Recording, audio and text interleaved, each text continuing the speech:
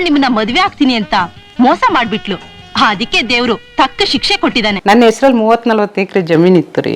ಎಲ್ಲ ಬರ್ಕೊಟ್ಬಿಟ್ಟು ಬಂದ್ಬಿಟ್ಟೆ ನನ್ನ ಗಂಡನ್ಗೆ. ವಾಪಸ್ ಕಿರಿಕಿರಿಗಳು ಜಾಸ್ತಿ, ಹೇಳಿಕೆ ಮಾತು ಕೇಳೋದು. ಅವ್ರಿಗೆ ಪಿಂಚುಚ್ಚೋರು ತುಂಬಾ ಜನ ಇದ್ರಲ್ಲ, ಅವ್ರುಗಳೆಲ್ಲ ಸೇರ್ಕೊಂಡು ಇವ್ರನ್ನ ಹಾಳು ಮಾಡೋದು.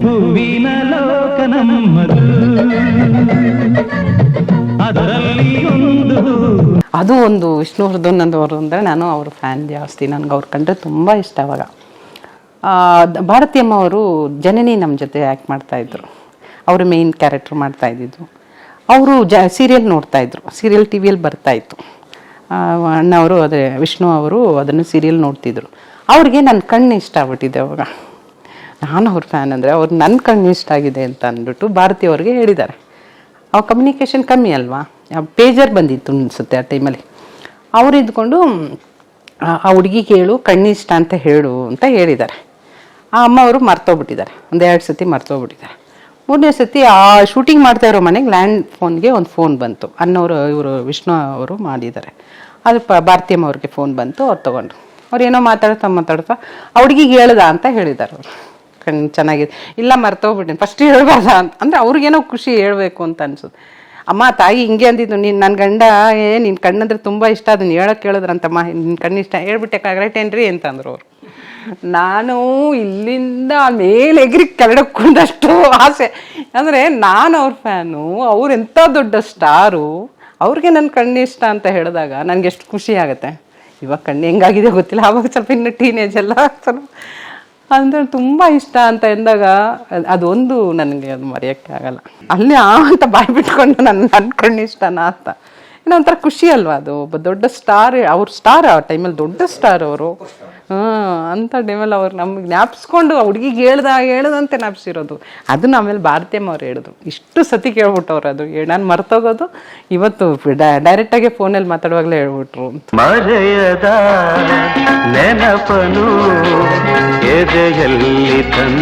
ವೆರೈಟಿ ಪಾತ್ರಗಳು ಕೆಲವು ಸಿಗ್ಲೇ ಇಲ್ಲ ನಿಮ್ಗೆ, ಅಥವಾ ನೀವು ಬ್ರೇಕ್ ತೊಗೊಂಡಿದ್ದ ಸಮಸ್ಯೆ ಆಯ್ತಾ? ಬ್ರೇಕ್ ತೊಗೊಂಡಿರೋದೇ ಇರ್ಬೋದೇನೋ. ಆಮೇಲೆ ನಾನು ಇಷ್ಟೊತ್ತಿಗೆ ಎಲ್ಲಿಗೋ ಹೋಗ್ಬೋದಾಯ್ತೇನೋ. ಇನ್ನೊಂದು ನಾನು ಸೆಲೆಕ್ಟ್ ಮಾಡ್ಕೊಂಡಿರೋದೇ ರಾಂಗ್ ಅಂತ ಅನ್ಕೊತೀನಿ. ಫಸ್ಟು ಮದುವೆಗೆ ಮುಂಚೆ ಫ್ರೆಂಡ್ಸೇ ಬೇಕು ಅಂದೆ. ಮದುವೆ ಆದಮೇಲೆ ನನಗೇನು ಮನೇಲಿ ಬೇಡ ಅಂತ ಏನು ಅಂದಿಲ್ಲ. ನನಗೆ ನನ್ನ ಗಂಡ ಮಕ್ಕಳು ನನ್ನ ಜೊತೆಗೆ ಇರಬೇಕು, ಟೈಮ್ ಸ್ಪೆಂಡ್ ಮಾಡಬೇಕು. ನನಗೆ ಫಿಲಮ್ ಫೀಲ್ಡಲ್ಲಿ ನನಗೇನು ದುಡಿಬೇಕು ಅನ್ನೋದು ಒಂದು ಇರಲಿಲ್ಲ, ಆವಾಗಲೂ ಇರಲಿಲ್ಲ. ಅದರಲ್ಲೇ ದುಡಿದು ತಿನ್ನಬೇಕು ಅನ್ನೋದು ಆವಾಗಲೂ ಇರಲಿಲ್ಲ. ಇವಾಗಲೂ ಅದೇ ನನ್ನ ಮದುವೆ ಆದಮೇಲೂ ಇರಲಿಲ್ಲ. ನಾವು ಏನೋ ಒಂದು ಇದಕ್ಕೆ ಮಾಡ್ತಿದ್ದೆ. ಇವರು ಯಾವಾಗ ಹಳ್ಳಿ ಕರ್ಕೊಂಡೋಗಿ ತೋಟದ ಮನೇಲಿ ಹಾಕಿದ್ರು, ಸರಿ ಅಂತ ನಾನು ಅಲ್ಲೇ ಇದ್ದೆ. ತೋಟದ ಮನೆ ಒಬ್ಬೊಬ್ಬಳೇ ಇರ್ತಿದ್ದೆ. 10 ಎಕರೆ ಜಮೀನಲ್ಲಿ ಕಾಡು ಥರ ಇರೋದು ಅವಾಗ. ಇವಾಗ ಸಿಟಿ ಆಗ್ಬಿಟ್ಟಿದೆ ಬಿಡಿ. ಅವಾಗ ಒಬ್ಬೊಬ್ಬಳೇ ಇರ್ತಿದ್ದೆ ಮಗನ ಇಟ್ಕೊಂಡು. ಮದುವೆ ಆಗಿದೆ ವರ್ಷ 95. ಅಂದರೆ ನೀವು ಸಿನಿಮಾ ಇಂಡಸ್ಟ್ರಿ ಬಂದು 6 ವರ್ಷ ಆದಮೇಲೆ. ಹತ್ತತ್ರ 6ನೇ ವರ್ಷ 5ನೇ ವರ್ಷ. ನಮ್ಮ ಯಜಮಾನ್ರು ಬಿಸ್ನೆಸ್ ಮ್ಯಾನ್ ಆಗಿದ್ರು. ಅವ್ರನ್ನ ಲವ್ ಮ್ಯಾರೇಜ್ ಆ್ಯಕ್ಚುಲಿ ಮಾಡ್ಕೊಂಡಿದ್ರು.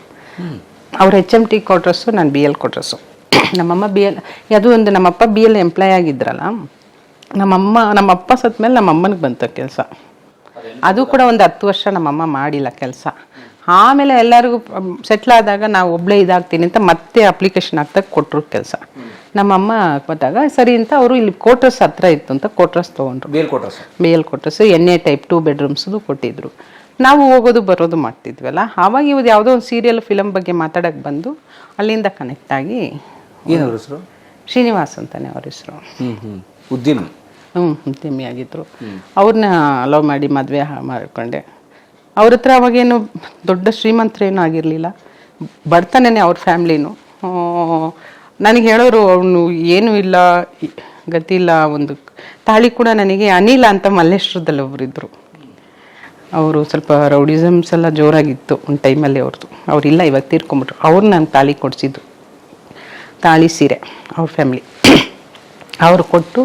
ಆಮೇಲೆ ಇವ್ರನ್ನ ಮದುವೆ ಮಾಡ್ಕೊಂಡೆ, ಲವ್ ಮ್ಯಾರೇಜ್ ಮಾಡ್ಕೊಂಡಿದ್ದು. ಮನೇಲಿ ಯಾರೂ ಒಪ್ಪಿರಲಿಲ್ಲ. ನನ್ನ ಹಠದಿಂದ ಅವ್ರನ್ನ ಮದುವೆ ಮಾಡಿಕೊಂಡೆ. ಮದ್ಕೊಂಬಿಟ್ಟು ಚೆನ್ನಾಗೇ ಇದ್ವಿ, ಜೀವನದಲ್ಲಿ ಚೆನ್ನಾಗಿದ್ವಿ. ಅವ್ರಿಗೆ ಎಲ್ಲರೂ ಹೇಳೋದು, ಇರೋಕ್ಕೆ ಮನೇನೂ ಇಲ್ಲ, ಅವ್ನು ಇಷ್ಟು ಕಷ್ಟದಲ್ಲಿದ್ದಾನೆ ಅಂದರೆ ನನ್ನ ಜಾತಕ ಪ್ರಕಾರ ನಾನು ಸ್ವಂತ ಮನೆಯಲ್ಲೇ ಇರೋದು ಅಂತ ಇದೆ. ನಾನು ಹುಟ್ಟಿದಾಗಿಂತ ಅಜ್ಜಿ ಮನೆ, ಅಲ್ಲಿನೂ ಸ್ವಂತ ಮನೆ, ಇಲ್ಲಿನೂ ಸ್ವಂತ ಮನೆ, ಇನ್ನು ಗಂಡನ ಮನೆ ಯಾಕೆ ಸ್ವಂತ ಮನೆ ಇರಲ್ಲ ಅಂತ ಅಂದ್ಕೊಂಡು ನಾನು ಅದೇ ಥರನೇ ಸ್ವಂತ ಮನೆ ಮಾಡೋದು. ತೋಟ ಝೀರೋ ಝೀರೋ ಅಂದರೆ ಝೀರೋ. ನಾನು ದುಡ್ದಿದ್ದು ದುಡ್ಡು ಕೊಟ್ಟಿದ್ದೀನಿ. ಎಲ್ಲರೂ ಅಂದ್ಕೊಂಡು ದುಡ್ಡು ನೋಡಿ ಮದುವೆ ಆಗಿರ್ತೀನಿ ಅಂತ. ಆಮೇಲೆ ದುಡ್ಡು ಬಂದಿದ್ದು ಅವ್ರಿಗೆ. ಅವ್ರು ಏನು ಬಿಸ್ನೆಸ್ಗಳು ಮಾಡಿದ್ರು, ಫೈನಾನ್ಸ್ ಮಾಡಿದ್ರು, ಏನೇನೋ ಮಾಡಿದ್ರು, ಅವ್ರು ದುಡ್ಡು ಮಾಡಿ ಆಮೇಲೆ ತೋಟ ಮನೆ ಎಲ್ಲ ಮಾಡಿದ್ದವ್ರು ಮದುವೆ ಆದಮೇಲೆ. ಮದುವೆ ಆಗಿ ಒಂದು ಆ ತೋಟ ತೊಗೊಳೋ ಕೂಡ ನಾನು ಪ್ರೆಗ್ನೆಂಟು. ಇನ್ನೇನು ಇದಾಗಿರುವಾಗ ಇನ್ನು ಒಂದು ತಿಂಗಳಲ್ಲಿ ಎರಡು ತಿಂಗಳಲ್ಲಿ ನಾನು ಡೆಲಿವರಿ ಆಗುತ್ತೆ, ಒಂದು ತಿಂಗಳಲ್ಲಿ ಅಂದಾಗ ಜಮೀನು ತೊಗೊಳಕ್ಕೆ ಹೋದ್ರು. ಒಂದು ಯಾವುದೋ ಇದೆ ಅಂತ ನಾನು FD ಇಟ್ಟಿದ್ದೆ ದುಡ್ಡು, ಅದರಲ್ಲಿ ತೆಕ್ಕೊಟ್ಟಿದ್ದೆ. ನನ್ನ ಹೆಸ್ರಲ್ಲಿ 30-40 ಎಕರೆ ಜಮೀನು ಇತ್ತು ರೀ. ಎಲ್ಲ ಬರ್ಕೊಟ್ಬಿಟ್ಟು ಬಂದ್ಬಿಟ್ಟೆ ನನ್ನ ಗಂಡನಿಗೆ ವಾಪಸ್. ನನಗೂ ಅವ್ರಿಗೆ ಸ್ವಲ್ಪ ಮಿಸ್ಅಂಡರ್ಸ್ಟ್ಯಾಂಡಿಂಗ್ ಬಂದು ಜಗಳ ಆಯಿತು. ಏನು ಇವಾಗ ಅವ್ರ ಬಗ್ಗೆ ಯಾಕೆ ಮಾತಾಡೋಕ್ಕೆ ಇಷ್ಟಪಡ್ತಾ ಇಲ್ಲ, ಯಾಕಂದರೆ ಅವರು ತೀರ್ಕೊಂಡು 1 ವರ್ಷ ಆಗಿದೆ. ಈಗ ಇಷ್ಟು ಮುಂಚೆ ಮಾತಾಡಿದೆ ಅವ್ರ ಬಗ್ಗೆ, ಅವ್ರು ಇದ್ದಾಗ ಮಾತಾಡಿದೆ. ಈಗ ಇಲ್ಲದೆ ಇರುವಾಗ ನಾನು ಏನು ಮಾತಾಡಿದ್ರು ತಪ್ಪಾಗತ್ತೆ. ಹಾಗಾಗಿ ಅದು ಅವ್ರು ಸತ್ತಿದ್ದು ಕೂಡ ನನ್ನ ಬರ್ಡೇ ದಿವಸನೇ, ನವಂಬರ್ 28ಗೆ ನಾನು ಹುಟ್ಟಿದ ದಿವಸನೇ ಹೋದ ವರ್ಷ ತೀರ್ಕೊಂಡ್ರು ಅವರು. ನನಗೆ ಆಸ್ತಿ ಎಲ್ಲ ಮಾಡಿದಾಗೆ ನನ್ನ ಹೆಸ್ರಲ್ಲಿ ಮಾಡಿದ್ರು, ಅವ್ರು ದುಡ್ದಿದ್ದೆ ಇಲ್ಲ ಅಂತ ಹೇಳಲ್ಲ. ಮತ್ತು ನನಗೂ ಅವ್ರಿಗೆ ಅಂಡರ್ಸ್ಟ್ಯಾಂಡಿಂಗ್ ಬಂದೇ ಇರುವಾಗ ನನ್ನ ಆಸ್ತಿ ಇಲ್ಲ ಕೊಡು ಅಂದಾಗ ನಾನು ಹಂಗೆ ಅವರು ವಾಪಸ್ ಕೊಟ್ಟು ಬಂದ್ಬಿಟ್ಟೆ. ನನ್ನ ಹೆಸ್ರಲ್ಲಿ ಇರೋದನ್ನೇ ಕೊಟ್ಬಿಟ್ಟು ಬಂದೆ. ಅದರಲ್ಲಿ ಒಂದು DD ಅದು ಇದು ಅಂತ ಕೊಡ್ತಾರೆ ಗೊತ್ತಾ, ಈ ಬ್ಲ್ಯಾಕ್ ಎಫೆಕ್ಟ್ ಅಂತ ಇರುತ್ತೆ ನಮ್ಮಲ್ಲೇ. ಅದರಲ್ಲಿ ಯಾವುದೋ ಒಂದು DD ಪಡಿ ಅಂತ ಬಂದಾಗ ಒಂಚೂರು ದುಡ್ಡು ಮಾತ್ರ ಉಳಿಸ್ಕೊಳ್ತೆ, ಅದು ಮಾತ್ರ ನನಗೆ ಸ್ವಲ್ಪ ಬಂತು. ಈಗ ಎಲ್ಲ ಅವ್ರಿಗೆ ಕೊಟ್ಟು. ಈಗ ತುಮಕೂರಲ್ಲಿರೋ ತೋಟ ನಿಮಗೆ ಇವಾಗ ರೆಸಾರ್ಟ್ಸ್ ಆಗಿದೆ. ತುಮಕೂರು ಹೈವೇಲಿ ಇದೆಯಾ? ಮೇನ್ ರೋಡಲ್ಲೇ ಇದೆ, ಬೆಳ್ಳಾವಿ ಅಂತ. ಅದು ಬೆಳ್ಳಾವಿ ಕ್ರಾಸ್? ಅಲ್ಲಿದೆ. ಗುಬ್ಬಿ ಹೋಗೋ ರೋಡು ಬೆಳ್ಳಾವಿ ಕ್ರಾಸ್. ಅಲ್ಲಿದೆ. ಅಲ್ಲಿ ಫುಲ್ ಮನೆಗೆ ಕಾಂಪೌಂಡ್ ಹಾಕಿ ಅವರು ಏನು ಗೊತ್ತಾ, ರಬಿಸು ರೆಸಾರ್ಟ್ಸ್ ಅಂತ ಏನೋ ಮಾಡಿದಾರಂತೆ. ನನಗೆ ಗೊತ್ತಿಲ್ಲ ನೋಡಿ. ನಾನು ನಮಿಸು ಅಂತ ಇಷ್ಟೆ ನಮ್ಮ ತೋಟಕ್ಕೆ, ಇವ್ರು ರಬಿಸು ಅಂತ ಮಾಡ್ತಾ ಇದ್ದಾರಂತೆ. ನೋಡಿ ಹೆಂಗೆ ಮ್ಯಾಚ್ ಆಗಿದೆ. ಅಲ್ಲಿ ಸುಬ್ಬು ಎಸ್ಟೇಟ್ ಅಂತ ಮಾಡಿದ್ದೆ, ನನ್ನ ಮಗನ ಹೆಸ್ರು ಇಟ್ಟಿದ್ದೆ ಆ ತೋಟಕ್ಕೆ. ಈಗ ಬೇರೆಯವ್ರು ತೊಗೊಂಡಿದ್ದಾರೆ ಅಂದರೆ ಅವ್ರ ಹೆಸ್ರು ಇಟ್ಕೋಬೇಕಲ್ಲ, ರಬಿಸು ಅಂತ ಇಡ್ತಾ ಇದ್ದಾರೆ ಅಂತ ಹೇಳಿದ್ರು. ಇದೇನಿದು, ನಾನು ನಮಿಸು ಅಂತ ಇಟ್ಟಿವ್ರು ರಬಿಸು ಅಂತ ಇಟ್ಟವ್ರೆ ಅಂತ. ನಾ ಅಷ್ಟೇ ಮಿಸ್ ಆಗಿರೋದು ಅದರಲ್ಲಿ ಅಂತ ಅನ್ಕೊಂಡು ಸುಮ್ಮನೆ ಅದು ಇರ್ಲಿ ಬಿಡಿ, ಚೆನ್ನಾಗಿರ್ಲಿ ಬಿಡಿ ತಗೊಂಡವರ ಅಂತ. ಎಲ್ಲೋ ಹೋಗಿದ್ದೆ, ಹಾಗೆ ಇಲ್ಲಿಗೆ ಬಂದೆ. ನಾನು ಬಂದ ವಿಷಯ ಡಾಕ್ಟರ್ ಹೇಳ್ಬೇಡಿ. ಇಲ್ಲ ಮೇಡಮ್. ಆದರೆ ಮದುವೆ ಆದ್ಮೇಲೆ ನೀವು ಅಭಿನಯಕ್ಕೆ ಹೋಗಲಿಲ್ಲ? ಇಲ್ಲ, ಹೋಗಿಲ್ಲ. ತುಮಕೂರಲ್ಲಿದ್ದೆ. ಆಮೇಲೆ 2005 ಎಲೆಕ್ಷನಲ್ಲಿ ನಿಲ್ಲಿಸಿದ್ರು, ತಾಲೂಕ್ ಪಂಚಾಯತ್ ಮೆಂಬರ್ ಆಗಿ ನಿಲ್ಲಬೇಕು ಅಂತ. ಅಲ್ಲಿ ದೇವೇಗೌಡವ್ರು B.Pharm ರೆಡಿ ಮಾಡ್ಕೊಂಡು ಬಂದು ಕೊಟ್ಬಿಟ್ಟು ಹೋದ್ರು. KN ರಾಜಣ್ಣ ಅವರು ಅವಾಗ ದಳದಲ್ಲಿದ್ದರು, ಇವಾಗ ಕಾಂಗ್ರೆಸ್ ಅವರು, ಅವಾಗ ದಳದಲ್ಲಿದ್ದರು.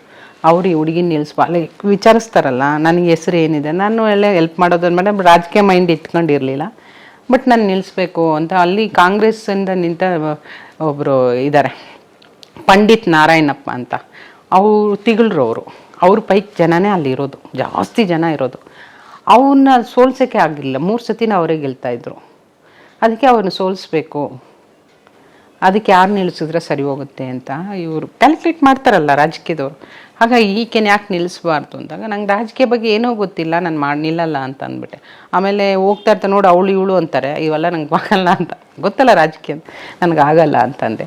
ಇಲ್ಲ ಏನೂ ಆಗಲ್ಲ ನಿಲ್ಲು ಅಂತ ಬಲವಂತವಾಗಿ ನಿಲ್ಲಿಸಿದ್ರು. ನಮ್ಮ ಯಜಮಾನ್ರಿಗೆ ಹೇಳಿಸಿ ನಿಲ್ಸಿದ್ದು ಗೆದ್ದುಬಿಟ್ಟೆ. ಹೋಗ್ತಾ ಏನಾಗ್ಬಿಡ್ತು ಅಂದರೆ ಆಫೀಸರ್ಸ್ಗೆಲ್ಲ ಬಂದು, ಮೇಡಮ್ ಇದು ಕೆಲಸ ಆಗಿಲ್ಲ, ರೈಸ್ ಮಾಡೋಕ್ಕೆ ಹೋಗ್ಬೇಡಿ, ಇಲ್ಲೇ ನಿಲ್ಲಿಸಿ, ನಾವು ಏನೋ ಒಂದು ಸ್ವಲ್ಪ ದಿನ ಟೈಮ್ ಕೊಡಿ. ಅದನ್ನ ಯಾಕೆ ಕೇಳಬಾರ್ದು, ನೀವು ಕೇಳಿದ್ರೆ ಅವ್ರು ಬೇರೆದೆಲ್ಲ ಸ್ಟಾರ್ಟ್ ಮಾಡಿಬಿಡ್ತಾರೆ. ನೀವು ಸುಮ್ಮನೆ ಇದ್ರೆ ಓಕೆ ಅಂದ್ಬಿಟ್ರೆ ಅವರು ಸುಮ್ಮನೆ ಆಗ್ಬಿಡ್ತಾರೆ. ಆ ಮಟ್ಟಿಗಿದ್ದಾರೆ ಜನ ಅಂತ, ಆ ಥರ ಆ ಮಟ್ಟಿಗೆ ಬಂತು. ಆಮೇಲೆ ರಾಜಕೀಯ ಯಾಕೋ ನನಗೆ ಸೆಟ್ ಆಗಿಲ್ಲ. ಫ್ಯಾಮಿಲಿಯಿಂದ ಸ್ವಲ್ಪ ಆವಾಗ ಕಿರಿಕಿರಿ ಸ್ಟಾರ್ಟ್ ಆಯಿತು. ಬಟ್ ಅವಾಗ ನೀವು ಯಜಮಾನ ಜೊತೆಗೆ ಇದ್ರಿ? ಯಜಮಾನ್ರ ಜೊತೆನೆ ರಾಜಕೀಯದಲ್ಲಿ ಮುಗಿಯೋದ ಮೇಲೂ ಯಜಮಾನ್ರ ಜೊತೆನೇ ಇದ್ದೆ. 2005 10ವರೆಗೂ ರಾಜಕೀಯದಲ್ಲಿ ಫುಲ್ 5 years ಮುಗೀತು. ನಾನು ಬಿಟ್ಟಿದ್ದು ಅವ್ರನ್ನ 11 ಅವ್ನು ಬಿಟ್ಟಿದ್ದು. ಅಂದರೆ ಕಿರಿಕಿರಿಗಳು ಜಾಸ್ತಿ, ಹೇಳಿಕೆ ಮಾತು ಕೇಳೋದು. ಈಗ ರಾಜಕೀಯ ಅಂದಮೇಲೆ ಯಾರೋ ಒಬ್ರು ಮೇಡಮ್ ಅಂತ ಅಂದರೆ ಅವ್ರಿಗೆ ಮರ್ಯಾದೆ ಕೊಡಲ್ಲ, ನನಗೆ ಕೊಡ್ತಾರೆ ಅನ್ನೋದು. ಅದು ಪೊಲೀಸವ್ರು ಬರ್ತಾರೆ, ನಾನೇನು ಅವ್ರು ಸಲಿಟ್ ಹೊಡಿ ಅಂತ ಕೇಳ್ತೀನಿ, ಮೇಡಮ್ ಅಂತ ಅನ್ಕೊಂಡು ಹಿಂಗೆ ಅಂತಾರೆ, ಅದು ಉರಿಯೋದು ಅವ್ರಿಗೆ. ನಾನು ಬಂದೆ ನನಗೇನು ಕೊಡಲ್ಲ.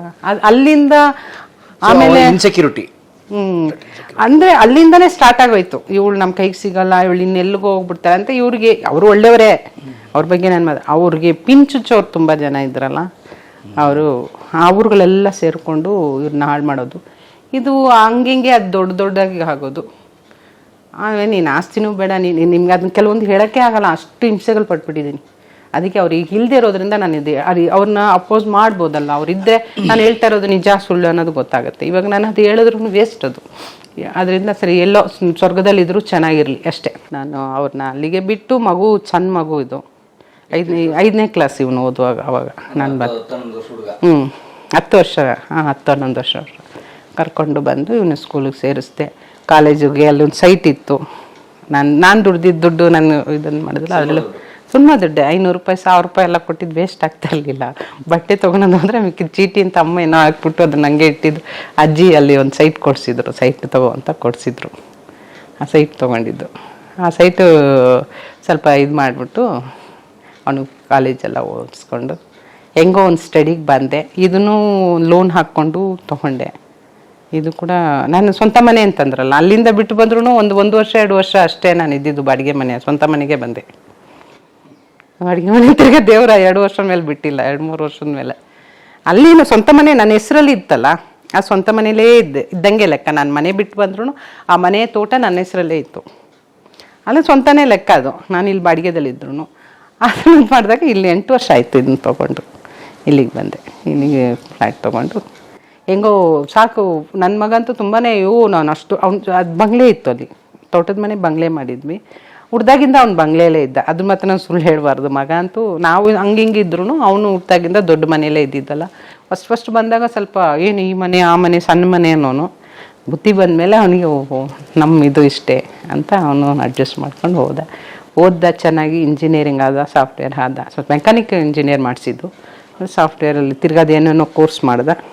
ಒಳ್ಳೆ ಕಂಪ್ನಿಯಲ್ಲಿ ಕೆಲಸ ಮಾಡ್ತಾಯಿದ್ದಾನೆ. ಚೆನ್ನಾಗಿದ್ವಿ. ಆಮೇಲೆ ತೋಟ ಮಾರಿದ್ದಕ್ಕೆ ಅಲ್ಲಿ ಒಂದು ತೋಟ ತೊಗೊಂಡೆ ಅಂತ ಹೇಳಿದ್ನಲ್ಲ, ತೋಟ ಅಲ್ಲ ಜಮೀನು ತೊಗೊಂಡೆ. ನನಗೆ ಅದೇ ಮಾರಿದಾಗ ಒಂಚೂರು ದುಡ್ಡು ಬಂತಲ್ಲ, ಯಜಮಾನರು ನನ್ನ ಹೆಸರಲ್ಲಿ ಇರೋದು DD ಕೊಡ್ತಾರೆ ಗೊತ್ತಾ. ಗೌರ್ಮೆಂಟ್ ರೇಟ್ ಅಂತ ಒಂದಿರುತ್ತಲ್ಲ, ನೀವು 1 ಕೋಟಿ ರೂಪಾಯಿ ಇದ್ರೂ ಕೊಡೋದೇ 5-10 ಅಂತ ಇರುತ್ತಲ್ಲ, ಅದನ್ನ ಆ ದುಡ್ಡಲ್ಲಿ ಬಂದಿದ್ದು DDನಲ್ಲಿ ನಾನು ಸ್ವಲ್ಪ ಇಟ್ಕೊಂಡು ಆ ಜಮೀನು ತೊಗೊಂಡೆ. ಆವಾಗ ನಾನು ತೊಗೊಂಡಾಗ ಅದು ಏಕ್ರೆ 25 ಲಕ್ಷನೇನೋ 25 ತೊಗೊಂಡೆ. 25 ಮೇಲಿತ್ತು ಅನ್ಸುತ್ತೆ. ಒಟ್ಟು 60-70 ಲಕ್ಷ ಕೊಟ್ಟು ಆ ಜಾಗ ತೊಗೊಂಡಿದ್ದೆ. ಇಲ್ಲ 2-3 ಎಕರೆ. ಇವಾಗ ಅದು ಅಡಿಕೆ ತೋಟ ಮಾಡಿದ್ದೀನಿ. ಅವಲೇ ತೊಗೊಂಡು ದಿವ್ಸನ ನೀರು ಮಾತ್ರ ಚೆನ್ನಾಗಿ. ಆಮೇಲೆ ಹೇಳೋರು ಅಲ್ಲಿ ಇರೋರೆಲ್ಲ, ಈ ಸುತ್ತಮುತ್ತ ನೀರೇ ಇಲ್ಲ, ನೀವು ಈ ಜಾಗದಲ್ಲಿ ತೊಗೊತಾ ಇದ್ದೀರಾ ಹೆಂಗೆ ಅದು ಮಾತ್ರ ಗಂಗೆ ನನಗೆ ಹೊಲಿತಾಳೆ. ನಾನು ಗಂಗೆ ನನ್ನ ಕಡೆ ಇದ್ದಾಳೆ, ನಾನು ತೊಗೊತೀನಿ ಅಂತಂದ್ರೆ ಧೈರ್ಯವಾಗಿ ತೊಗೊಂಡು ಅವತ್ತೇ ನೀರು ಹಾಕಿದ್ರೆ ಅವತ್ತೇ ನೀರು ಹೆಂಗೆ ಹೊಡಿತು ಗೊತ್ತಾ. 80 ಅಡಿಗೆ ನೀರು ಸಿಕ್ತು ನನಗೆ. ಆಮೇಲೆ ಅದು ಮೇಲಿರೋ ನೀರು ಅಂದ್ಕೊಂಡು ತಿರ್ಗಾ ಕೊರಿದ್ವಿ. 280-300 ಕಷ್ಟಪಟ್ಟು ಆಮೇಲೆ ಕೊರಿಯೋಕ್ಕಾಗಲ್ಲ ಅಂತ ತೆಗೆದ್ಬಿಟ್ಟ. ಇವತ್ತಿಗೂ ಆ ನೀರು ಚೆನ್ನಾಗಿದೆ, ನೀರು ಚೆನ್ನಾಗಿ ಬರ್ತಾಯಿದೆ. ಅದನ್ನು ಅಡಿಕೆ ತೋಟ ಮಾಡಿದ್ದೀನಿ ಈಗ. ಸುತ್ತ ಮಾಡಿ ಒಂದು ಸಣ್ಣದು ಇಂದಿಷ್ಟು ದೊಡ್ಡದು ಒಂದು ರೂಮ್ ಮಾಡಿದ್ದೀನಿ. ಅದರಲ್ಲಿ ಆ ಕಿಚನ್ ಇದು ಮಾಡಿದ್ದೀನಿ. ಇನ್ನೊಂದು ಕಾಂಪೌಂಡ್ ಹತ್ರ ಒಂದು 12x12 ಒಂದು ರೂಮ್ ಮಾಡಿಟ್ಟಿದ್ದೀನಿ. ಅದು ಯಾರಾದ್ರು ಬಂದಾಗ ನಾವು ಈ ಕಡೆ ಮಲ್ಕೊಂಡ್ರೆ ಯಾರ ಗಂಡಸರು ಬಂದರೆ ಅಲ್ಲಿ ಮಲ್ಕೊಳ್ಳಿ ಅಂತ ಅಲ್ಲಿ ಅದೊಂದು ಮಾಡಿಟ್ಟಿದ್ದೀನಿ. ಯಾವಾಗಾದ್ರೂ ಹೋದಾಗ ಇರೋಕ್ಕಾಗುತ್ತೆ ತೋಟದಲ್ಲಿ ಅಂತ. ಟ್ರಾನ್ಸ್ಫಾರ್ಮ್ ಇಟ್ಟಿದ್ದೀನಿ, ಎಲ್ಲ ಡ್ರಿಪ್ ಮಾಡಿದ್ದೀನಿ. ಚೆನ್ನಾಗಿ ಒಂದು 5 ಅಡಿಗೆ ಗಿಡ ಬಂದಿದೆ ಆಗಲೇ. 2 ವರ್ಷ ಆಯಿತು, 2-3 ವರ್ಷ ಆಯಿತು, ಎಲ್ಲ ಬಂದಿದೆ. ನೆಕ್ಸ್ಟ್ ಇಯರ್ ಒಂಬಳೆ ಹೊಡಿಬೋದು ಏನೋ. ಸೊ ಈಗ ಆ ಕಡೆ ಓಡ್ತಿರ್ತೀರಿ? ಜಾಸ್ತಿ ಅಲ್ಲೇ ಇರ್ತೀನಿ. ಅದಕ್ಕೆ ನಿಮಗೂ ಹೇಳಿದ್ದು ಅಲ್ಲಿಗೆ ಬಂದುಬಿಡಿ ತೋಟದ ಮನೆಗೆ ಅಂತ. ನೀವೊಂದು ಮನೆ ಇದೆ ಅಂತಲೂ ಕೇಳಿದ್ರಿ. ಇವಾಗ ಅದಕ್ಕೆ ನೀವು ಲಾಸ್ಟ್ ಟೈಮ್ ನಾನು ಕೇಳಿದಾಗ ನಾನು ಅದಕ್ಕೆ ಟೈಮ್ ತೊಗೊಂಡಿದ್ದು. ತೋಟಕ್ಕೆ ಒಂದೇ ಸತಿ ಬಂದುಬಿಡಿ, ಕಟ್ತಾ ಇದ್ದೀನಿ. ಅದು ಫಿನಿಶ್ ಆದಮೇಲೆ ಡೈಲಿ ಹೋಗಬೇಕು. ಕೆಲಸದವರು ಇಕ್ಬುಲಿ ಇಟ್ಕೊಂಡು ಮಾಡ್ತಾ ಇರೋದಲ್ಲ. ಬೆಳಗ್ಗೆ ಹೋಗ್ತೀನಿ, ತಿರ್ಗಾ ಬರ್ತೀನಿ. ಕಪ್ಪಗೂ ಆಗ್ಬಿಟ್ಟೆ ನಾನು ಬಸ್ಸಲ್ಲಿ ಓಡಾಡ್ತೀನಿ. ಇನ್ನೊಂದು ವಿಷಯ ತಿಳ್ಕೊಳ್ಳಿ, ಕಾರಲ್ಲಿ ಓಡಾಡಲ್ಲ. ಮಗ ಜೊತೆ ಬಂದರೆ ಮಾತ್ರ ಕಾರಲ್ಲಿ. ನಾನು ಡ್ರೈವಿಂಗ್ ಮಾಡ್ತಾ ಇದ್ದೆ, ಇವಾಗ ಮಾಡ್ತಾ ಇಲ್ಲ. ಕಾರಲ್ಲಿ ಹೋದರೆ 1,500-2,000 ರೂಪಾಯಿ ಪೆಟ್ರೋಲ್ ಹಾಕ್ಸ್ಕೊಂಡು ಹೋಗಬೇಕು. ನನಗೆ ಅಲ್ಲಿ ಕೂಲಿ ಕೊಟ್ಟು ಮನೆ ಕಟ್ಟಿ ಒಂದು ಸಣ್ಣದು ಒಂದು ಏನೋ ಒಂದು ಮಾಡಬೇಕಂದ್ರೆ ಆ 2,000 ಇದ್ದರೆ ಒಂದು 2 ದಿವಸಕ್ಕೆ ದಿನ ಟೈಮ್ ಹೋಗುತ್ತೆ. ಹಾಗಾಗಿ ನಾನೇನು ಮಾಡ್ತೀನಿ, ಇಲ್ಲಿಂದ ಆಟೋದಲ್ಲಿ ಹೋಗ್ತೀನಿ. ಇಲ್ಲಿ ಯಶವಂತಪುರಕ್ಕೆ ಹೋಗ್ತೀನಿ, ಅಲ್ಲಿಂದ ಬಸ್ ಹತ್ತೀನಿ, ಕೊರಟಗೆರೆ ಬಸ್ ಹತ್ತೀನಿ, ಇಲ್ಲ ಮಧುಗಿರಿ ಬಸ್ ಬರುತ್ತೆ ಹತ್ತೀನಿ, ಗೊರವನಹಳ್ಳಿ ಕ್ರಾಸಲ್ಲಿ ಇಳ್ಕೊತೀನಿ. ಅಲ್ಲಿ ಕೆಲಸ ಮಾಡೋನು ಫೋನ್ ಮಾಡಿದ್ರೆ ಬೈಕ್ ಎತ್ಕೊಂಬರ್ತಾನೆ, ಕರ್ಕೊಂಡು ಹೋಗ್ಬಿಟ್ಟು ಅಲ್ಲಿಂದ 1-1.5 ಕಿಲೋಮೀಟ್ರ್ ಅಷ್ಟೇ ನನ್ನ ತೋಟಕ್ಕೆ ಹೋಗ್ಬಿಡ್ತೀನಿ. ಕೆಲಸ ಎಲ್ಲ ಮುಗಿಸ್ಕೊಳ್ತೀನಿ. ಸಾಯಂಕಾಲ ಅವನು ಅಲ್ಲಿ ಬಿಡಲ್ಲ, ಕೊರಟಗೆರೆಯಲ್ಲಿ ಬಿಡ್ತಾನೆ. ಇಲ್ಲಿ ಬಂದು ತುಂಬ್ಕೊಂಬರ್ತಾರೆ ಜನ ಅಂತ. ನಾನೇನು ಮಾಡ್ತೀನಿ, ಕೊರಟಗೆರೆಗೆ ಹೋಗ್ಬಿಟ್ಟು ಅಲ್ಲಿನ ಜನ ತುಂಬ್ಕೊಂಬರ್ತಾರೆ ಅಂದ್ಬಿಟ್ಟು ಅಲ್ಲಿಂದ ತುಮಕೂರು ಬಸ್ ಹತ್ಬಿಡ್ತೀನಿ. ತುಮಕೂರು ಇಳಿದ್ಬಿಟ್ಟು ತುಮಕೂರಿಂದ ಮಸ್ತಾಗಿ ಬರುತ್ತೆ. ಅಂದರೆ ತುಮಕೂರು ಬಸ್ ಹತ್ಕೊಂಡು ಬಂದು ಯಶವಂತಪುರ ಇಳಿದು ಅಲ್ಲಿಂದ ಇಳಿವರೆ. ಯಶವಂತಪುರದಲ್ಲಿ ಇಳಿಯಲ್ಲ, ಇಳಿಯುವಾಗ ಮಾತ್ರ ಗೊರಗುಂಟೆ ಪಾಳ್ಯದಲ್ಲಿ ಇಳಿತೀನಿ. ಯಾಕಂದರೆ ಅಲ್ಲಿ ಆಟೋ ಸಿಗೋದು ಸಿಗುತ್ತೆ. ಒಂದು ಅಕಸ್ಮಾತ್ ಸಿಕ್ಕಿಲ್ಲ ಅಂದರೆ ಬಸ್ಗಳು ಮಸ್ತಾಗಿ ಬರ್ತಾ ಇರುತ್ತೆ. BL ಸರ್ಕಲ್ಗಂತೂ ಬಸ್ಗಳಿರುತ್ತೆ. ಹತ್ಬಿಡ್ತೀನಿ, ಅಲ್ಲಿಂದ ಆಟೋ ಮಾಡ್ಕೊಂಡು ಮನೆಗೆ ಬಂದ್ಬಿಡ್ತೀನಿ. ಹಂಗೂ ಸಿಕ್ಕಿಲ್ಲ ಬಸ್ಸೇ ಬಂದರೆ ಬಸ್ಸೇ ಹತ್ಬಿಡ್ತೀನಿ. 276 ನಂಜಪ್ಪ ಸರ್ಕಲ್ ಇಳಿದ್ಬಿಟ್ಟು ಅಲ್ಲಿಂದ ನಡ್ಕೊಂಡ್ಬಿಡ್ತೀನಿ. ಮಸ್ಕೊಂತ ಹಾಕೊಂಬಿಟ್ಟಿರ್ತೀನಿ. ಹಿಂಗೆ ಹೋಗ್ತಾ ಇರ್ತೀನಿ. ನಾನು ಕೇರೆ ಮಾಡಲ್ಲ ಇವಾಗ. ಮುಂಚೆ ಬಸ್ ಹತ್ತಾ ಇರಲಿಲ್ಲ. ಇವಾಗ ತೋಟ ಮಾಡಿದ್ಮೇಲೆ ಬಸ್ ಹತ್ಕೊಂಡು ಹೋಗೋದು. ನಂಗೆ ಅದಕ್ಕೆ ಭಯ. ಈಗ TV ನೋಡ್ಬಿಟ್ಟಿದ್ವಿ, ಬಸ್ ಹತ್ತುವಾಗ ಯಾರು ನೋಡಿ ಕೇಳಿದ್ರೆ ಅದು ನಿಮ್ಮದು ಫೇಮಸ್ ಬೇರೆ ನೋಡ್ಬಿಟ್ರೆ ಅಂತ ಅಂದ್ಕೊಳ್ಳೋದು. ನಾನು ಇವಾಗ ಬಸ್ಸೇ ಓಡಾಡ್ತೀನಿ ಜಾಸ್ತಿ. ಈಗ ನಂಗೆ ಒಂದು 2,000 ರೂಪಾಯಿ ಉಳಿಯುತ್ತಲ್ಲ ಒಂದು ಸತಿ ಹೋಗಿ ಬರೋದು. ಆ ಥರ ದಿನ ಓಡಾಡ್ಬೇಕಲ್ಲ, ದಿನ ಓಡಾಡ್ಬೇಕಲ್ಲ. ಆ ಥರ ದಿನ ಒಂದು 20 ಸಲ ಓಡಾಡ್ರೆ ಒಂದು 45,000 ಅದಕ್ಕೆ ಹೋಗ್ಬಿಡುತ್ತೆ. ಅದಕ್ಕೋಸ್ಕರನೇ ನಾನು ಏನು ಮಾಡ್ತೀವಿ ಇವಾಗ ಮನೆ ಮಾಡಿ ಮೊನ್ನೆ ಗೃಹ ಪ್ರವೇಶ ಮಾಡಿದೆ. 2ನೇ ತಾರೀಕು, ಈ ತಿಂಗಳು 2ನೇ ತಾರೀಕಿಗೆ ಗೃಹ ಪ್ರವೇಶ ಮಾಡಿದೆ. ದೊಡ್ಡಣ್ಣವರೆಲ್ಲ ಬಂದಿದ್ರು, ಪದ್ಮಾವಸಂತಿ ಅವರು, ದೊಡ್ಡಣ್ಣವರೆಲ್ಲ ಕರೆದಿದ್ದು. ಬಟ್ ತುಂಬ ಜನನ ಕರೆದಿಲ್ಲ ನಾನು. ಒಂದು 50 ಜನಕ್ಕೆ ಅಂತ ಪ್ಲ್ಯಾನ್ ಮಾಡಿದೆ. 100 ಜನ ಮೇಲೆ ಆದರು. ಬಟ್ ಫಂಕ್ಷನ್ ಚೆನ್ನಾಗಿ ನಡೀತು, ಗೃಹ ಪ್ರವೇಶ ಆಯಿತು. ಇನ್ನು ಆಲ್ಟ್ ಆಗ್ಬೋದಲ್ಲ ಅಲ್ಲಿ. ನಾವು ಇನ್ಮೇಲೆ ನಾನು ಆಗಲೇ 2 ದಿವಸ ಉಳ್ಕೊಂಡಿದ್ದೀನಿ. ಇದು ಪೂಜೆ ಮಾಡಿದ್ದು 2ನೇ ತಾರೀಕು ಭಾನುವಾರ. ಸೋಮವಾರ ಮಂಗಳವಾರನೇ ಬಂದೆ. ಮಂಗಳವಾರ ಬಂದು ಮತ್ತೆ ಮೊನ್ನೆ ಹೋಗಿ ಅಲ್ಲಿ ಒಂದಿನ ಉಳ್ಕೊಂಡು ಧರ್ಮಸ್ಥಳಕ್ಕೆ ನೀವು ಫೋನ್ ಮಾಡುವಾಗ ಧರ್ಮಸ್ಥಳ ದೇವ್ರ ದರ್ಶನ ಮಾಡ್ಕೊಂಡು ಆಚೆ ಬಂದೆ. ಆ ಟೈಮ್ ಕರೆಕ್ಟಾಗಿ ಮಾಡಿದ್ರಲ್ಲ, ಓಕೆ ಅಂತ ಅಂದೆ. ಪಾಪ ಅಂತ ಅಂದ್ಕೊಂಡು ಆಯಿತು ಬರ್ತೀನಿ ಬನ್ನಿರಿ ಅಂತ. ಎಷ್ಟಾದ್ರು ನನಗೂ ಬೇಜಾರಾಗೋದು, ಇವ್ರಿಗೇನು ಯಾರಿಗೆ ಹಿಂಗೆ ಮಾಡಲಿಲ್ಲ, ಇವ್ರಿಗೆ ಏನು ಅಂದ್ಕೊಂಡ್ರು ಅವ್ರು ನನ್ನನ್ನು ಟೈಮೇ ಕೊಡ್ತಾ ಇಲ್ವಲ್ಲ ಅಂತ. ನಾನು ಈ ಮನೆ ಕಟ್ಟೋ ಇಂಟ್ರೆಸ್ಟಲ್ಲಿ ನಂದು ಈ ಬಗ್ಗೆ ಟೆನ್ಷನ್ ಇತ್ತಲ್ಲ, ಹಂಗಾಗಿ ಇದು ಮಾಡಿದೆ. ಅಷ್ಟೇ ಅಲ್ಲ, ನಾನು ಇನ್ನೊಂದು ಕೆಲಸನೂ ಮಾಡ್ತಾಯಿದ್ದೀನಿ. ಒಂದು ಜಾಗ ತೊಗೊಂಡಿದ್ದೆ ತುಮಕೂರಲ್ಲಿ. ಒಂದು 3.5 ಕುಂಟೆಗೆ ಒಂದು ಜಾಗ ತೊಗೊಂಡಿದ್ದೀನಿ. ಅದ್ರೊಂಚೂರು ಕಟ್ಟಬೇಕು ಅಂತ, ಕಮರ್ಷಿಯಲ್ ಕಟ್ಟಬೇಕದು. ಅದಕ್ಕೆ ಇಲ್ಲಿ ನಮಗೆ ಭಾಗಕ್ಕೆ ನಮ್ಮ ಅಜ್ಜಿದು ಇವಾಗ ಹೇಳ್ತಾ ಇದ್ನಲ್ಲ, ಅದೊಂಚೂರು ದುಡ್ಡು ಬರುತ್ತೆ. ಈಗ ಬಾಡಿಗೆ ಬರ್ತಾ ಇದೆಯಲ್ಲ, ಅದರೆಲ್ಲ ಮಾರ್ಬಿಟ್ಟು ಒಂಚೂರು ದುಡ್ಡು ಕೊಡ್ತಾರೆ. ಕೊಟ್ಮೇಲೆ ಅದನ್ನು ಕಮರ್ಷಿಯಲ್ ಮಾಡೋಣ ಅಂತ. ಬೇಕಲ್ಲ ಆಧಾರ ಏನಾದ್ರು? ದುಡ್ಡು ಎಲ್ಲಿಂದ ಈಗ ನಿಮ್ಗೆ 55, ಈಗ ಇನ್ನೂ ಚೈತನ್ಯ ಇದೆ. 52 ಈಗ ಚೈತನ್ಯ ಇದೆ, ನೀವೇನಾದ್ರು ಮಾಡ್ಬೋದು. ಅದೇ 70 ಆದಾಗ 75 ಆದಾಗ ಏನಾದ್ರು ಬೇಕು. ಇನ್ನೊಂದು ಏನು ಗೊತ್ತಾ, ಇನ್ನೂ ನಾವು ಆಲ್ರೆಡಿ ಸೆಟ್ಲ್ ಆಗಬೇಕಾಗಿತ್ತು ಇದರಲ್ಲಿ. ನಾವು 50 ವರ್ಷ ಒಳಗಡೆ ಗಂಡಸಾಗಲಿ ಹೆಣ್ಮಕ್ಳಾಗಲಿ 50 ವರ್ಷ ಸೆಟ್ಲ್ ಆಗ್ಬಿಡ್ಬೇಕು ನಾವು ಈಗಿನ ಜನ್ರೇಷನಲ್ಲಿ. ಯಾರನ್ನೂ ನಂಬ್ಕೊಳಕ್ಕಾಗಲ್ಲ. ಒಳ್ಳೆಯವರೇ ಆಗಿರ್ತಾರೆ, ಮುಂದೆ ಹೇಗೋ ಗೊತ್ತಿರಲ್ಲ. ಹಾಗಾಗಿ ನಮ್ಮ ಜೀವನ ನಾವು ಸೆಟ್ಲ್ ಮಾಡ್ಕೋಬೇಕು ಅಂತಲೇ ಕಮರ್ಷಿಯಲ್ ಮೇಲೆ ಕಣ್ಣಾಗ್ತಿದ್ದೀನಿ. ಅಜ್ಜಿದು ಏನಾದ್ರು ದುಡ್ಡು ಗಿಡ್ಡು ಬಂದರೆ ಒಂಚೂರು ಅದೇನಾದ್ರು ಮಾಡ್ಕೋಬೇಕು ಅಂತ ಇದ್ದೀನಿ. ಬಟ್ ನನಗೇನಿಲ್ಲ, ನನ್ನದೇ ಒಂದು ಸೈಟ್ ಇದೆ ಇಲ್ಲಿ MS ಪಾಳ್ಯದಲ್ಲಿ. ಅದೊಂಚೂರು ಲಿಟಿಗೇಷನ್ ಮಾಡಿ ಇಟ್ಟಿದ್ದಾರೆ. ಆ ಲಿಟಿಗೇಷನ್ ಮಾಡಿದವರೇ ತೊಗೊಳ್ತಾ ಇದ್ದಾರೆ. ಅವ್ರ ಹತ್ರ ಒಂಚೂರು ದುಡ್ಡು ತೊಗೊಂಡು ಅದೊಂಚೂರು ರೆಡಿ ಮಾಡ್ತೀನಿ. ಏನು ಅರ್ಧಕ್ಕೆ ರೇಟ್ ತೊಗೊತಾರೆ ಅವರು ಅಷ್ಟೇ. ಇನ್ನೇನು ಲಿಟಿಗೇಷನ್ ಪ್ರಾಪರ್ಟಿನೆಲ್ಲ ಹಂಗೆ ತಾನೇ ಮಾಡೋದು. ಅವರೇ ಲಿಟಿಗೇಷನ್ ಮಾಡೋದು, ಅವರೇ ಮಾರೋದು, ಅವರೇ ಲಿಟಿಗೇಷನ್ ಮಾಡೋದು, ಅವರೇ ತೊಗೊಳೋದು. ಈ ಥರ ಆಯಿತು ಬಿಡಿ ಅಂತ. ಆಮೇಲೆ ಪೆರಿಫಲ್ ರಿಂಗ್ ರೋಡ್ ಏನು ಬರ್ತಾ ಇದೆಯಲ್ಲ, ಅದರಲ್ಲಿ ಒಂದು ಸೈಟ್ ಹೋಗುತ್ತೆ ನಂದು. ಅಲ್ಲೊಂದು ಸೈಟ್ ಇದೆ ಯಲಹಂಕ. ಸರ್ಕಾರ ದುಡ್ಡು ಕೊಡುತ್ತೆ. ಅದೇನು ಕೊಡುತ್ತೆ, ಅದು ಏನೇನು ಪ್ರಾಬ್ಲಮ್, ಅದು ಯಾವ ಜನ್ಮಕ್ಕೆ ಬರುತ್ತೋ ಗೊತ್ತಿಲ್ವಲ್ಲ. ಇನ್ನೂ ಪ್ಲ್ಯಾನು, ಕೇಸ್ಗಳು, ಅದು ಇದು ನಡೀತಾನೆ ಇದೆಯಲ್ಲ. ಜನ ಕೊಡಲ್ಲ ಅನ್ನೋದು, ನಾವುಗಳು ಅದ್ರಲ್ಲಿ ಗಲಾಟೆ ಮಾಡಿರೋದು ಎಲ್ಲ ಇರುತ್ತಲ್ಲ. ಅದೆಲ್ಲ ಒಂಚೂರು ಅದು ಯಾವಾಗ ಬರುತ್ತೋ ಗೊತ್ತಿಲ್ಲ. ಅದಷ್ಟೇ ಬಿಟ್ಟರೆ ಈ ರೈಲ್ವೆ ಇದರಲ್ಲಿ ಒಂದು ಇದೆ, ರೈಲ್ವೆ ಸೊಸೈಟಿದು ಒಂದು. ಅದು ಎಲ್ಲಂತರ ಹೊಸೂರು ರೋಡು ಈ ಕಡೆ ಹೋಗುತ್ತೀವಲ್ಲ, ಅಲ್ಲಿ ಕೊಟ್ಟಿದ್ದಾರೆ. ಅಷ್ಟೇ ನಂದು ಪ್ರಾಪರ್ಟಿ ಇರೋದು, ಆಸ್ತಿನೂ. ಸದ್ಯಕ್ಕೆಲ್ಲನೂ ಇದನ್ನೆಲ್ಲ ಮಾರಿಬಿಟ್ಟು ಅದು ಒಂದು ಕಟ್ಕೊಂಡು ತಿಂಗಳು ಒಂದು ಕಡೆ ಎಲ್ಲ ಇರಲಿ ಅಂತ ಒಂದು ಕಡೆ ಅದು ಕಮರ್ಷಿಯಲ್ ಒಂಚೂರು ಕಟ್ಬಿಟ್ಟು ರೆಡಿ ಮಾಡಿಬಿಟ್ರೆ ತಿಂಗಳಿಗೆ ಒಂದು 50-1 ಲಕ್ಷನ ಬಂದರೆ ಅದರಲ್ಲಿ ಒಂದು 30% ಅದು ದಾನ ಧರ್ಮ ಮಾಡಿ ಒಂದು 50-60% ನನ್ನ ಖರ್ಚು ದೇವಸ್ಥಾನ ಬಿಡ್ತೀನಿ. ನಾನು ಫಿಕ್ಸ್ ಮಾಡಿ ದೇವ್ರ ಹತ್ರ ಹೇಳ್ಬಿಟ್ಟಿದ್ದೀನಿ. ಅದು ಫಿನಿಶ್ ಆಗಿದ ತಕ್ಷಣ ಒಂದು 30% ಮಿನಿಮಮ್ ಅದು ನಾನು ದಾನ ಧರ್ಮಕ್ಕೆ ಹೋಗಬೇಕು ಅಂತ. ಯಾರ್ದೋ ಮದುವೆಗೋ ಯಾವುದಕ್ಕೂ ಇದಕ್ಕೂ 1 ಲಕ್ಷ 30,000 ಖರ್ಚು ಮಾಡೋಣ ಬಿಡಿ, ಹೊತ್ಕೊಂಡು ಹೋಗೋದು ಏನಿಲ್ಲ ಅಲ್ವಾ ಅಂತ ನನ್ನ ಮೈಂಡು.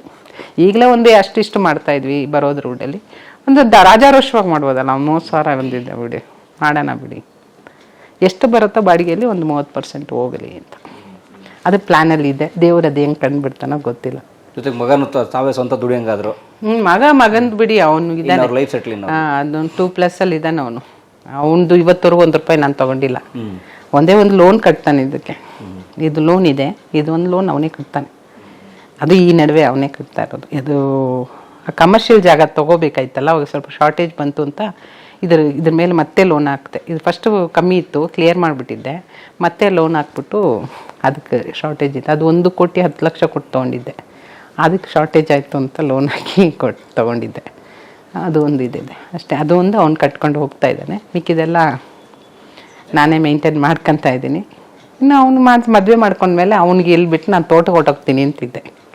ಇಲ್ಲ ಬೇರೆ ಅವ್ನು ದೊಡ್ಡ ಮನೆ ತೊಗೋಬೇಕಾದ್ರೆ ಇದನ್ನು ಮಾರ್ಕೊಂಡು ಬೇರೆ ಮನೆ ಮಾಡ್ಕೊಂಡು ಇನ್ಮೇಲೆ ನಿನಗೆ ಬಿಟ್ಟಿದ್ದು ನನಗಂತೂ ನಾವು ಆಸ್ತಿನೂ ಮಾಡಲ್ಲ. ದೇವ್ರ ಹತ್ರ ಇವತ್ತಿಗೂ ಬೇಡ್ಕೊಳೋದಷ್ಟೇ, ಇರೋದನ್ನ ನಾನು ಕರೆಕ್ಟಾಗಿ ಉಳಿಸ್ಕೊಡು. ಯಾವುದೋ ಮಾರಿದಿರೋದು ದುಡ್ಡು ಕರೆಕ್ಟಾಗಿ ಕೊಡು, ಅದೊಂದು ಕಮರ್ಷಿಯಲ್ ಜಾಗ ಕಟ್ಕೊಂಬಿಡ್ತೀನಿ. ತಿಂಗ್ಳಿಗೆ ಒಂದಷ್ಟು ಬಂದರೆ ನಾನು ನಿನ್ನ ದರ್ಶನ ಮಾಡೋಕ್ಕೆ ಅಲ್ಲೆಲ್ಲಿ ಬರ್ತೀನಿ ಅಂತ ಬೇಡ್ಕೊತಾ ಇದ್ದೀನಿ. ಈಗ ನಾವು ಇದಕ್ಕೆ ಹೋಗ್ತಾ ಇದ್ದೀನಿ, ಈ 23ನೇ ತಾರೀಕು ಬೆಳಗ್ಗೆ ಫ್ಲೈಟ್ಗೆ ನಮ್ಮ ಕುಂಭಮೇಳಕ್ಕೆ ಹೋಗ್ತಾ ಇದ್ದೀನಿ. ಶಿವರಾತ್ರಿ ದಿವಸ ಅಲ್ಲಿ ಇರ್ತೀನಿ. ಆಮೇಲೆ ಕಾಶಿ ಎಲ್ಲ ಹೋಗ್ತಾ ಇದ್ದೀನಿ. ಕಾಶಿಗೆ ಹೋದರೆ ಇದು 4ನೇ ಸತಿ ನಾನು ಕಾಶಿಗೆ ಹೋದರೆ. ಫಸ್ಟ್ ಟೈಮ್ ಮಾತ್ರ ನನಗೆ ದೀಪ ಹಚ್ಚೋಕ್ಕೆ ಪರ್ಮಿಷನ್ ಕೊಟ್ಟಿದ್ದರು. ಕಾಶಿ ವಿಶ್ವನಾಥನ ಮುಟ್ಟ ಪರ್ಮಿಷನ್ ಸಿಕ್ತು. ಆಮೇಲೆ ಬಂದು ಕಾಶಿ ವಿಶಾಲಾಕ್ಷಿಯಿಂದ ಸೀರೆ ಕೊಟ್ಟರು. 2ನೇ ಸತಿ ಹೋದಾಗ ಏನೂ ಸಿಕ್ಕಲಿಲ್ಲ, 3ನೇ ಸತಿ ಹೋದಾಗಲೂ ಸಿಕ್ಕಲಿಲ್ಲ. 4ನೇ ಸತಿ ಹೋದರೆ ಈಗ 4ನೇ ಸತಿ ಹೋಗ್ತೀನಿ. ಅದು ಏನು ಸಿಗುತ್ತೋ ಗೊತ್ತಿಲ್ಲ. ಬಟ್ ದೇವ್ರು ಮಾತ್ರ ನನಗೆ ಶಿವ ತುಂಬ ಆಗಿ ಬಂದಿದ್ದಾನೆ.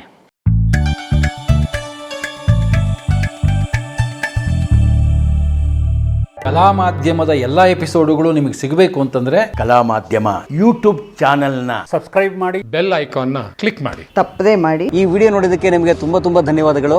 ಪುಸ್ತಕಗಳನ್ನು ಓದು ಮನಸ್ಸನ್ನು ಅರಳಿಸುತ್ತೆ, ಬುದ್ಧಿಯನ್ನು ಚುರುಕು ಮಾಡುತ್ತೆ, ಕಾಣದ ಹೊಸ ಲೋಕವನ್ನು ಪರಿಚಯಿಸುತ್ತೆ. ಹಾಗಾಗಿ ಓದುವ ಸಂಸ್ಕೃತಿ ಹೆಚ್ಚಾಗ್ಲಿ. ಧನ್ಯವಾದ.